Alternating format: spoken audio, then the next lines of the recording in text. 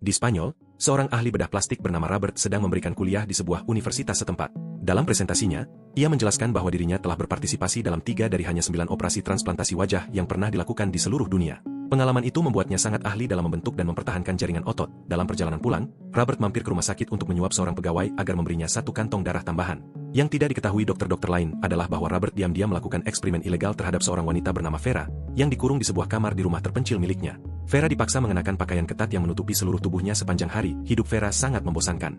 Untuk mengusir rasa jenuh, ia menghabiskan waktu dengan melakukan yoga, membaca buku, serta membuat boneka-boneka menyeramkan dari potongan kain yang ia sobek dari gaun-gaun yang tidak pernah dipakainya. Makanan dikirim melalui sebuah lift makanan kecil, dan jika membutuhkan sesuatu, ia hanya bisa menghubungi Marilia, kepala pelayan, menggunakan alat komunikasi yang tersedia di kamarnya. Setiap kali Robert pulang, hal pertama yang ia lakukan adalah memasukkan kantong darah itu ke mesin-mesin di laboratorium pribadinya. Setelah itu, ia masuk ke kamarnya untuk mengawasi Vera melalui kamera tersembunyi. Begitu yakin semuanya baik-baik saja, Robert pun mengunjungi Vera, namun suatu malam, Robert dibuat sangat terkejut. Vera ternyata telah menemukan letak kamera tersembunyi tersebut. Dengan membelakangi kamera agar aksinya tidak terlihat, ia menggunakan halaman-halaman buku yang dilipat tajam sebagai pisau untuk melukai tubuhnya sendiri. Saat Robert menemukannya, tubuh Vera dipenuhi sayatan. Tanpa membuang waktu, Robert segera membawanya ke ruang operasi pribadinya untuk mengobati luka-lukanya. Merasa lelah terus dijadikan kelinci percobaan dan hidup terkurung seperti di dalam sangkar, Vera mengatakan bahwa ia ingin mati. Namun Robert tidak mempercayainya. Menurutnya, jika Vera benar-benar ingin mengakhiri hidup, luka-lukanya pasti berada di bagian tubuh yang berbeda. Saat merawat Vera, Robert juga menyadari betapa lembutnya kulit wanita itu. Sejak saat itu, ia memulai eksperimen baru yang kali ini melibatkan darah hewan. Beberapa hari kemudian, eksperimen tersebut akhirnya berhasil. Robert menjadi satu-satunya penemu kulit sintetis yang tahan terhadap luka bakar dan gigitan serangga. Dengan menggunakan manekin yang dibuat menyerupai bentuk tubuh Vera, Robert menyiapkan lembaran-lembaran kulit sintetis untuk menggantikan kulit asli Vera.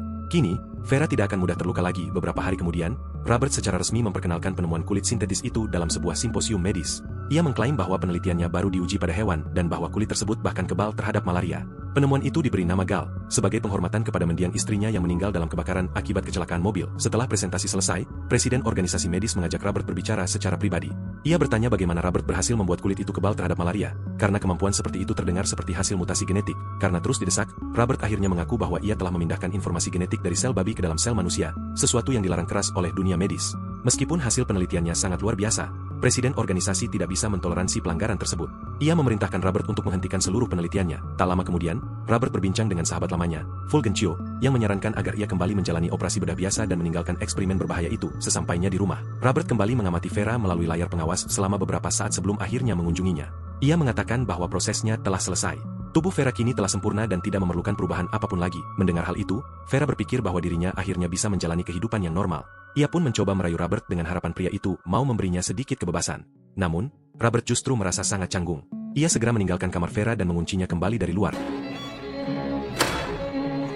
Keesokan harinya, Marilia menegur Robert atas reaksinya terhadap Vera. Menurutnya, sikap Vera seperti itu adalah konsekuensi dari keputusan Robert sendiri yang telah memberinya wajah baru. Marilia yakin Vera sangat berbahaya dan menyarankan agar Robert membunuhnya. Namun, Robert tidak menganggapnya serius. Ia justru memerintahkan Marilia untuk memberhentikan semua pelayan lainnya karena rumah itu sudah tidak membutuhkan banyak orang lagi. Setelah Robert pergi bekerja dan seluruh pelayan meninggalkan rumah, seorang pria yang mengenakan kostum harimau khas karnaval membunyikan bel. Pria itu adalah Zeka, putra Marilia yang telah lama berpisah dengannya. Untuk membuktikan identitasnya, ia memperlihatkan tanda lahirnya ke kamera pengawas. Diliputi rasa rindu, Marilia keluar untuk menyapa putranya. Namun, ia melarang Zeka masuk ke dalam rumah karena tidak ada tamu yang diizinkan masuk. Zeka sama sekali tidak menghiraukan larangan itu dan memaksa masuk. Awalnya, Marilia mengira tidak ada salahnya membiarkan Zeka duduk di dapur sambil makan dan menonton televisi. Namun suasana berubah ketika berita tentang perampokan sebuah toko perhiasan muncul di layar. Wajah Zeka terekam kamera keamanan sebagai pelakunya. Saat itulah Marilia menyadari bahwa putranya datang bukan karena merindukannya, melainkan untuk bersembunyi dari polisi. Selama ini aparat tidak berhasil menangkapnya karena kostum harimau yang dipakainya membuatnya menyatu dengan keramaian karnaval. Zeka juga mengaku ingin Robert mengoperasi wajahnya agar identitasnya berubah. Namun Marilia menolak membantu dan menyuruhnya pergi. Bukannya menurut, Zeka malah mencari minuman keras di dapur. Saat itulah perhatiannya tertuju pada monitor kamera keamanan yang menampilkan Vera. Wajah wanita itu terasa sangat familiar baginya. Ia bingung bagaimana Vera bisa berada di rumah tersebut. Tak ingin Zeka mengetahui terlalu banyak, Marilia mengambil pistol yang disembunyikannya di dapur dan mengancam putranya agar segera pergi. Sayangnya, ancaman itu tidak membuat Zeka takut. Ia langsung menyerang ibunya, melumpuhkannya, lalu mengikatnya di kursi. Setelah itu, Zeka naik ke lantai atas untuk menemui Vera. Ia mendapati pintu kamar Vera terkunci. Pantang menyerah, ia kembali mengancam Marilia hingga wanita itu memberitahukan letak kuncinya. Begitu pintu terbuka, Vera segera menendang Zeka untuk membela diri dan berusaha melarikan diri.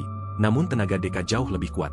Ia berhasil menguasai Vera sambil bertanya-tanya bagaimana wanita itu masih bisa hidup setelah kebakaran. Dengan putus asa, Vera mencoba memohon dan menawar agar nyawanya diampuni.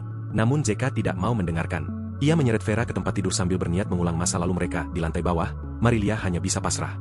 Ia mulai berpikir bahwa dirinya harus menyaksikan putranya memperlakukan Vera dengan kejam sepanjang malam. Namun pada saat yang tepat, Robert pulang ke rumah. Begitu melihat kejadian itu melalui kamera pengawas, Robert segera mengambil pistolnya dan menembak mati Zeka. Meski begitu, Marilia justru berharap Robert juga membunuh Vera beberapa saat kemudian. Ketika Robert sedang menyingkirkan jasad Zeka, Marilia akhirnya mengungkap rahasia besar tentang hubungan Zeka dan Robert kepada Vera. Ternyata Deka dan Robert adalah saudara tiri, tetapi selama ini tidak seorang pun mengetahui fakta tersebut. Marilia melahirkan Zeka dari seorang pelayan pria yang melarikan diri setelah mengetahui dirinya hamil. Sementara Robert adalah anak hasil hubungannya dengan majikan lamanya. Bayi Robert kemudian diambil oleh sang majikan dan diberikan kepada istrinya yang mandul.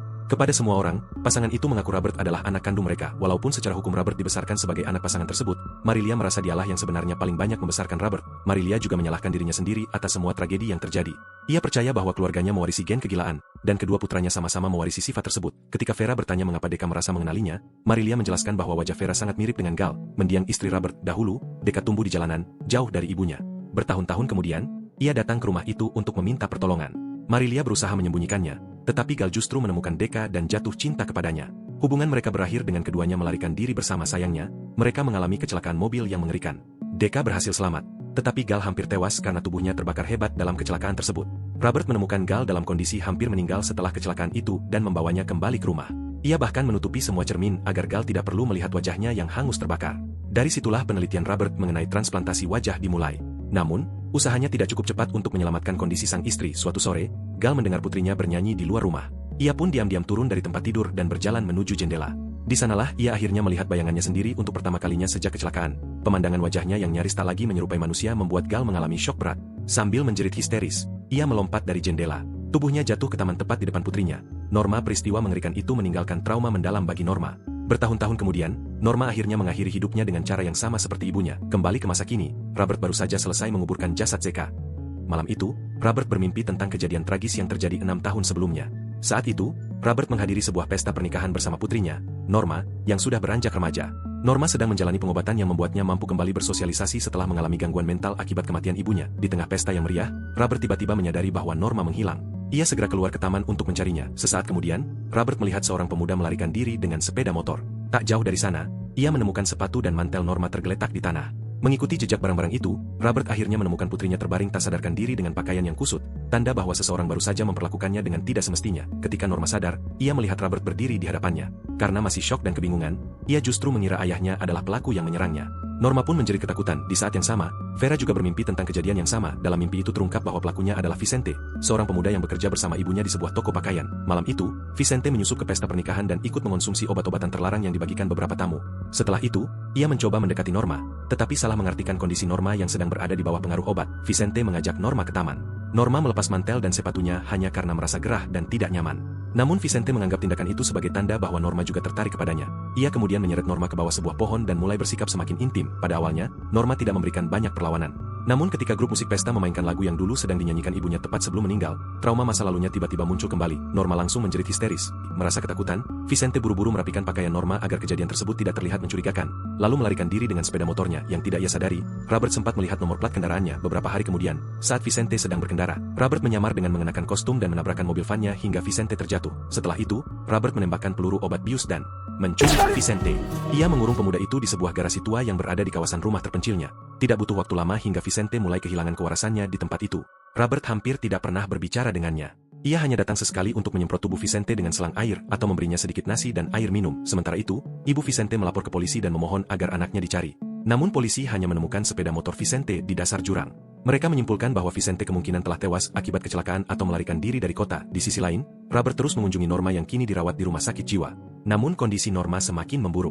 Setiap kali Robert datang, Norma ketakutan dan bersembunyi di dalam lemari karena menganggap ayahnya sebagai orang yang menyerangnya. Pada akhirnya, Norma memilih mengakhiri hidupnya dengan cara yang sama seperti ibunya. Kematian putri tercintanya menjadi pukulan terakhir yang menghancurkan kewarasan Robert. Sejak saat itu, ia berubah dari seorang dokter bedah yang dihormati menjadi ilmuwan gila yang terobsesi melakukan eksperimen manusia. Beberapa hari setelah pemakaman Norma, Robert pulang ke rumah, mencukur janggut Vicente, lalu membiusnya sebelum membawanya ke ruang operasi pribadinya. Fulgencio bersama dua sahabat Robert yang juga berprofesi sebagai ahli bedah datang untuk membantu operasi tersebut. Mereka percaya begitu saja pada dokumen palsu yang disiapkan Robert, yang menyatakan bahwa pasien itu ingin menjalani operasi secara rahasia tanpa melalui rumah sakit. Operasi berjalan lancar. Beberapa jam kemudian, saat Vicente sadar, ia terkejut mengetahui bahwa Robert telah melakukan operasi perubahan kelamin terhadapnya. Sejak saat itu, Vicente dikurung di sebuah kamar yang terkunci di dalam rumah Robert. Ia dipaksa merawat tubuh barunya sesuai instruksi Robert agar proses penyembuhan berjalan sempurna. Setelah luka operasinya benar-benar pulih, Robert yang semakin terobsesi mulai melakukan serangkaian operasi lainnya untuk mengubah seluruh tubuh Vicente menjadi seorang wanita.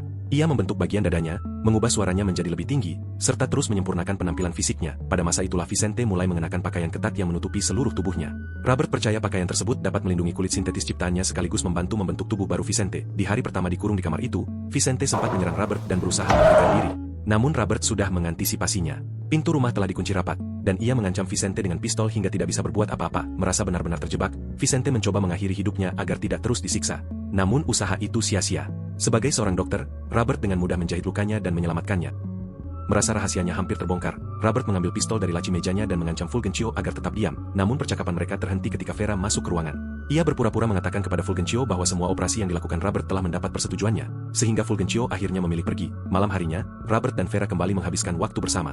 Namun Vera masih merasakan sakit akibat perlakuan Zeka beberapa waktu sebelumnya. Vera kemudian mengatakan bahwa ia membutuhkan krim yang baru saja dibelinya di kota, tetapi tasnya tertinggal di ruang kerja Robert. Saat mengambil tas tersebut, Vera diam-diam mengambil pistol milik Robert. Ia kembali ke kamar sambil membawa senjata itu. Akhirnya, Vera mengungkapkan bahwa selama ini ia hanya berpura-pura mencintai Robert demi mendapatkan kebebasannya. Tanpa ragu, ia menembak Robert hingga tewas. Seketika suara tembakan membuat Marilia berlari ke kamar sambil membawa pistolnya sendiri. Namun Vera sudah bersembunyi di bawah tempat tidur. Begitu Marilia masuk, Vera langsung menembaknya hingga tewas. Kini semua penderitaannya telah berakhir. Vera mengambil beberapa pakaian dan sejumlah uang sebelum melarikan diri dari rumah itu. Keesokan paginya, ia tiba di toko pakaian milik ibunya. Sang ibu tentu tidak mengenali wanita yang berdiri di hadapannya. Namun Vera menceritakan berbagai kenangan dan rahasia yang hanya diketahui oleh Vicente. Saat itulah ibunya akhirnya menyadari bahwa wanita di depannya benar-benar adalah Vicente. Jangan lupa subscribe dan aktifkan notifikasi agar tidak ketinggalan video-video menarik lainnya. Terima kasih sudah menonton.